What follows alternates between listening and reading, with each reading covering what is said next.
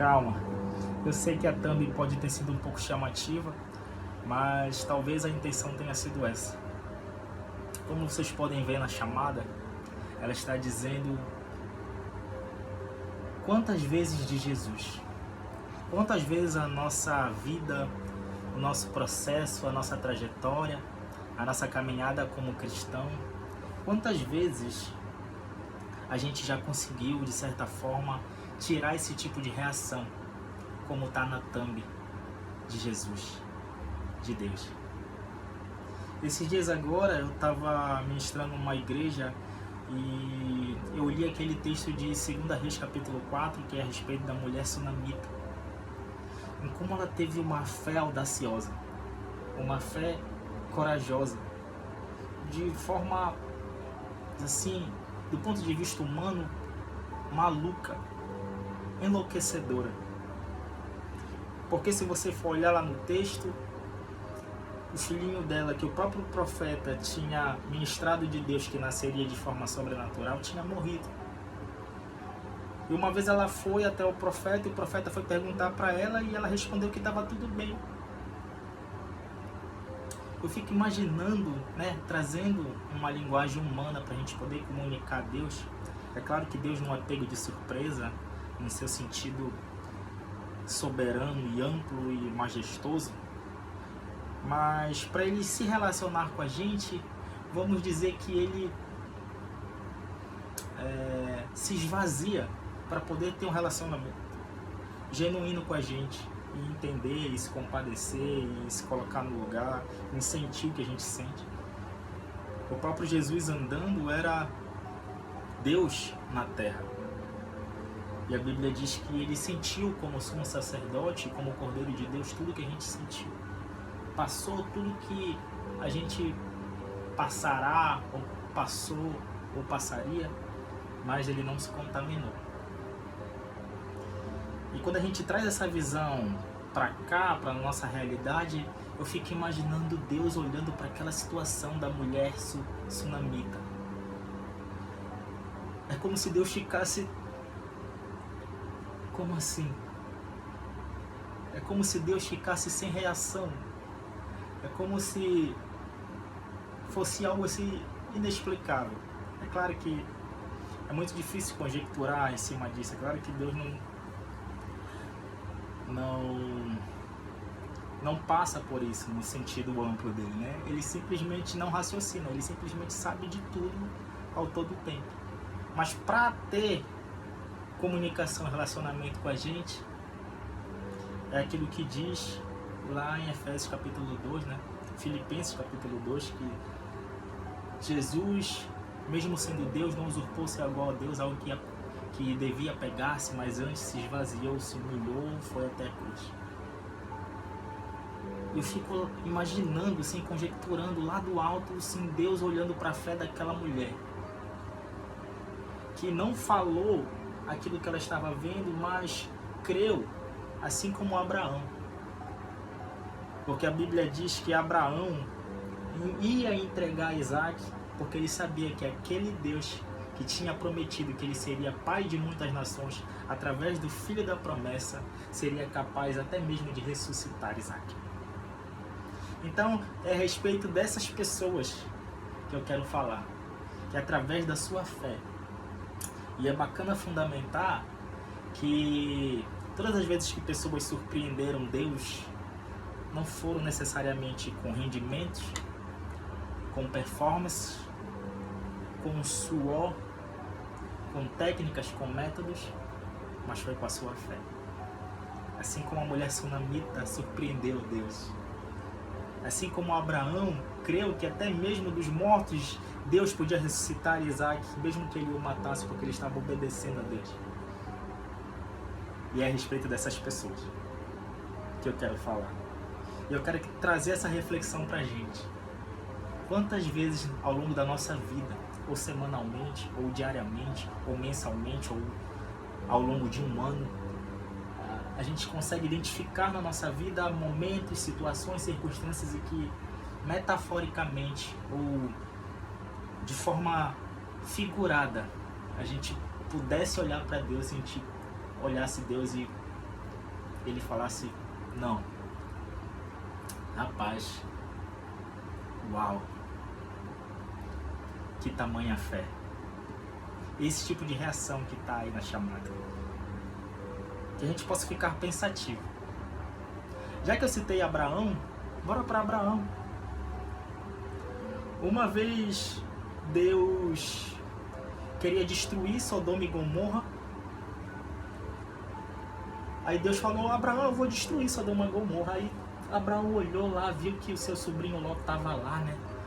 Aí ele chegou com Abraão, ele foi com Deus na conversa, né? Porque Abraão era amigo de Deus, conhecia Deus como se fosse face a face.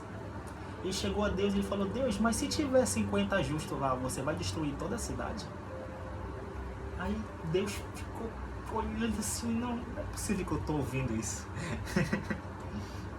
Tá vendo como Deus se comunica com a gente, mesmo sendo onipotente, onipresente? Aí Deus: não vou destruir a cidade. Aí ele continua, né? Ele vai além, ele fala: e se tiver 40 justos lá, tu vai destruir? Não. Aí ele vai diminuindo: e se tiver 30 justos, se tiver 20, se tiver 10? Ele só parou porque Abraão parou. Se Abraão tivesse diminuído ainda mais, tivesse um justo, ele ia poupar toda a cidade por causa desse um justo. Impressionante, né? Como é que pode? Sem ter a consciência total da realidade em Cristo Jesus, ter esse relacionamento e ter essa fé audaciosa. Quantas vezes será, eu me questiono, quantas vezes será que eu olhei para Deus e me relacionei com Deus, eu tive uma atitude de fé e uma atitude em ações também, em que eu pude perceber que através disso Deus teve uma reação similar a essa que Deus teve com Abraão. E quando a gente continua olhando para as histórias bíblicas, a gente se surpreende ainda mais. Olha para os heróis da fé. Já falamos de Abraão, mas a gente pode falar de Moisés. Uma vez Deus chegou para Moisés e falou: Moisés, cansei do povo de Israel, vou matar todo mundo e vou começar uma nova nação através de ti. Moisés olhou para Deus, assim, como ele era muito íntimo de Deus, ele falou: Pai não, né? Deus, Senhor, se for para você fazer isso, olha, pode tirar o meu nome aí do livro da vida, apaga meu nome ali do livro da vida, porque se for para eles perecerem, eu sou o líder deles, eu vou junto com eles, eu afundo junto com o navio, eu sou o capitão. Então, se eles forem perecer, eu vou perecer junto também. Eu fico imaginando a reação de Deus feliz, porque ele esperava uma reação de quem ele sabe que ele é íntimo dessa forma. De quem ele sabe que reflete, quem conversa com ele, dialoga com ele como um amigo. Ele sabe que o reflexo disso são posturas como essa. Em outra ocasião, o próprio Moisés, ele já estava ali saindo do deserto. Deus chega com ele e fala: olha Moisés, tá aí a terra que emana leite e mel, pode entrar, vai lá. Aí Moisés chega para Deus e falou: Deus, tu não vai comigo? Se tu não for comigo, eu não vou. Eu não quero. Pode ser a terra prometida, pode ser o jardim do Éden, pode ser o que for. Se tu não for comigo, eu não vou. Aí ele fala: mas Moisés, tu tá vindo escravizado do Egito, depois tu passou não sei quantos anos no deserto. Custa, olha lá, olha a terra prometida que emana leite e mel. Tá bom, tu não quer ir? Eu vou mandar um anjo contigo. Moisés chegou para Deus e falou: Deus, pode ser um anjo, pode ser todos os querubins, se tu não for comigo, eu não quero. Eu fico imaginando, assim, do ponto de vista filosófico, a reação de Deus, satisfeito com aquela criação, com aquele ser humano que ele aperfeiçoou ao longo do tempo. E eu poderia citar várias histórias da Bíblia aqui, a mulher sunamita. E é engraçado que as histórias da Bíblia a gente encontra tanto pessoas da herança judaica, hebreus, judeus, quanto pessoas gentílicas, bárbaras, estrangeiras, que não deviam ter o conhecimento de fé, não deviam ter o conhecimento de uma fé robusta, palpável como essa. Eu poderia citar aqui o exemplo de Ruth, o exemplo de Raabe, mulheres cheias de fé. Mas eu queria citar mais duas pessoas que surpreenderam Deus com fé. E essas pessoas também são gentílicas. Também não eram herdeiros da promessa à primeira vista, mas foram enxertados também.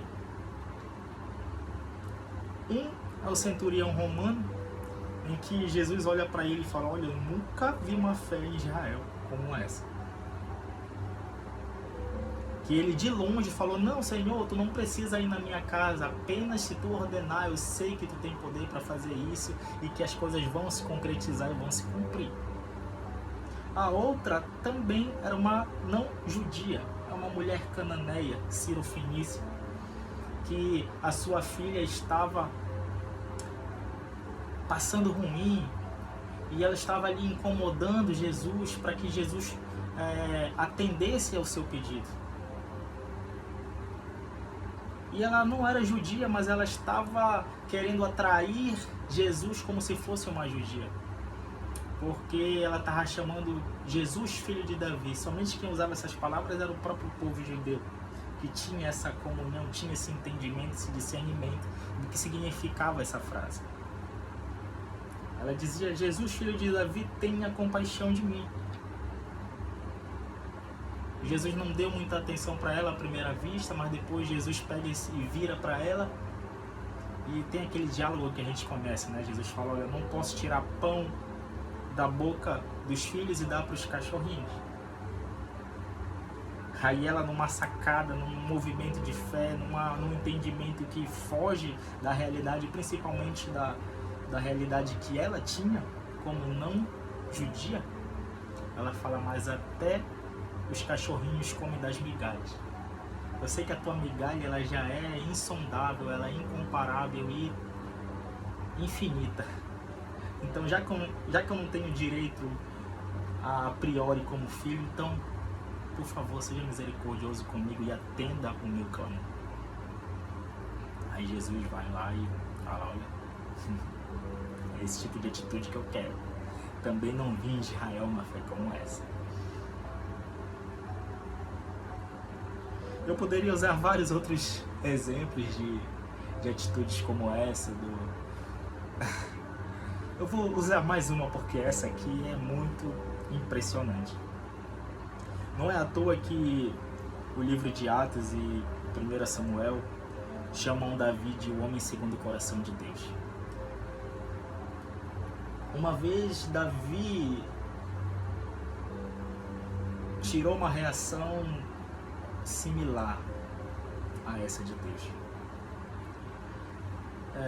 Deus chegou para o sacerdote, na época era o sacerdote,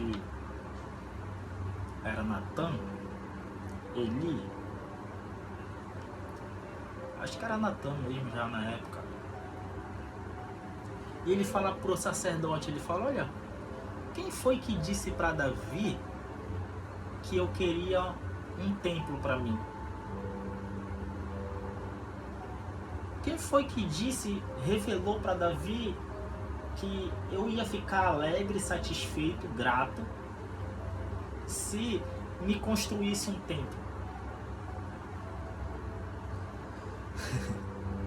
Só que Davi, ele era tão íntimo de Deus, se relacionava tão bem com Deus, que a história conta, fala: olha, mas eu, Davi, habito em um templo majestoso, de pedras, de mármores, grandioso.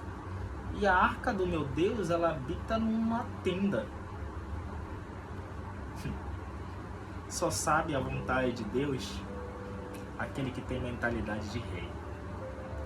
E quem tem mentalidade de rei é evoluído na fé, tem uma expansão de mente diferenciada e consegue conhecer as entranhas de Deus. Porque a Bíblia diz que o Espírito Santo, ele conhece as profundezas de Deus. E quem é amigo do Espírito Santo Afinal, João capítulo 14 diz que o Espírito Santo nos ensinaria todas as coisas, nos guiaria em toda a verdade. E não falaria a respeito de si mesmo, mas lembraria a gente e revelaria para a gente tudo que o nosso Mestre nos ensinou. E em Colossenses capítulo 1 também diz que em Deus, ou em Cristo Jesus, habita todos os tesouros da ciência e da sabedoria. Então, gente, para não me prolongar muito, eu fiquei pensativo ao longo de todas essas histórias e me vieram vários personagens da Bíblia falando a respeito disso. Então, que ao longo do nosso ano de 2025 e ao longo de todas as nossas vidas, nós consigamos identificar, observar, captar momentos em que a gente consiga tirar sorrisos de Deus, em que a gente consegue deixar Deus, entre aspas, no sentido figurado, de boca aberta. Que a gente consiga deixar Deus perplexo. Apesar de que ele já sabia, apesar que ele sabe de quem se relaciona com ele, automaticamente reage, reflete como ele é. Mas mesmo assim, ele sendo esse Deus imensurável, ele se alegra, se satisfaz, fica surpreso, fica grato de atitudes de fé similares como essa. E eu sei que é um vídeo um pouco mais de entretenimento, que tem um viés também um pouco humorístico e poético, mas eu sei que tem verdades, certezas e convicções nessa mensagem.